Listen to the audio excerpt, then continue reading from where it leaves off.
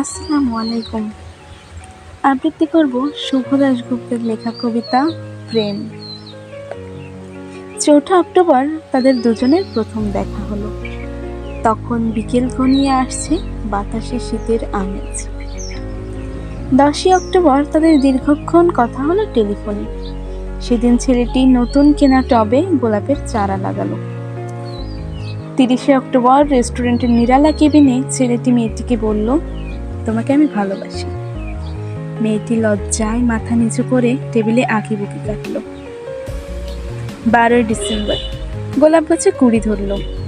মেয়েটি রেস্টুরেন্টে ছেলেটিকে জিজ্ঞাসা করল, কেন ভালোবাসো আমায়? আমি সুন্দরী তাই? তোমার চেয়েও সুন্দরী আছে কত। আমার বাবার প্রচুর অর্থ তাই? তোমার বাবার চেয়েও বড় লোক এখানে কম আছে তাহলে? ভালোবাসি ভালোবাসি, তাহার আবার কারণ হয় নাকি? মেয়েটি বাড়ি ফিরে বন্ধুদের সাথে টেলিফোনে অনেক আলোচনা করলো। সবাই এক বাক্যে বুঝিয়ে দিল, ভালো যখন বাসে তখন একটা কিছু কারণ তো আছে বটেই, সেটা না বুঝে বেশি এগোস না। ৩রা জানুয়ারি মেয়েটি বলল, আমার কাছে কি চাও? কই, চাইনি তো কিছুই। ভালোবাসো অথচ চাও না? তাহলে না চাইলে যারে পাওয়া যায়। এ তো গান, শুধুই গান, তাছাড়া কি? কিছুই যদি না চাও তবে ভালোবাসো কেন? ভালোবাসি তাই ভালোবাসা দিতে চাই, চাইবো কেন? তুমি সত্যিই অদ্ভুত। ১০ই ফেব্রুয়ারি দুজনের দেখা হলো মেট্রো স্টেশনে পাতালে। ছেলেটি বলল, আমি কাল সারা রাত বাঁশি বাজিয়েছি। সারা রাত সেই সুরের মায়াবী আলোয় তুমি নাচছিলে, অসামান্য অনন্য সেই নাচ। দেখ, কাল সারা রাত আমি ঘুমিয়েছি। আমি কিন্তু তোমার নাচই দেখে গেছি সারা রাত। তোমার বাঁশি একদিন শুনতে হবে। ১২ই মার্চ ছেলেটি বাঁশি বাজালো। মেয়েটি শুনল। সময় থমকে থেমে রইল অনেকক্ষণ। বাঁশি যখন থামলো, মেয়েটি দুচোখ ভরা জলে বলল, বাঁশি শুনতে শুনতে আমার ঘুম এলো আবেশে। আমি দেখলাম আমি নাচছি, মেঘের মাঝখানে তারাদের পাশে আমি নাচছি, আকাশে ফুলের গন্ধ। ডাক্তার আমায় বাঁশি বাজাতে নিষেধ করেছে। সে কি, কেন?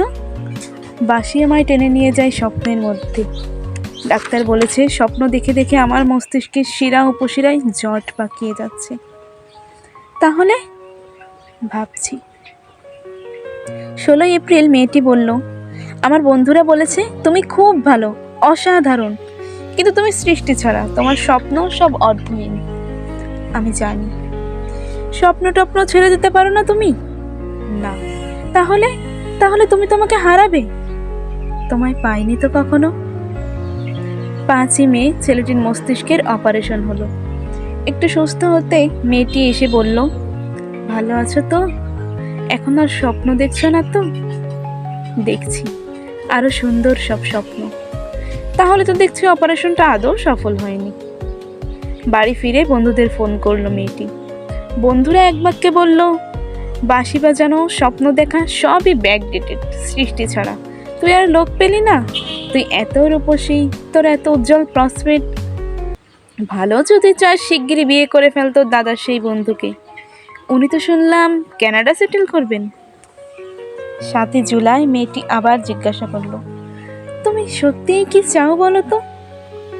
তুমি আরো সার্থক, আরো সুন্দর হয়ে ওঠো, ব্যাস, আর কিছু না? আর আর চাই স্বপ্ন দেখতে। ও, তাহলে স্বপ্ন তুমি ছাড়তে পারবে না? না। তাহলে থাকো তুমি তোমার স্বপ্ন নিয়ে। ১২ই আগস্ট গোলাপ গাছে ফুল ফুটলো অনেক। সেদিন দুপুরে ছেলেটির মস্তিষ্কের আবার অপারেশন হলো। ১৩ই সেপ্টেম্বর ছেলেটি মারা গেল। ১৪ই সেপ্টেম্বর মেয়েটির শুভ বিবাহ সুসম্পন্ন হলো কানাডাগামী পাত্রের সঙ্গে।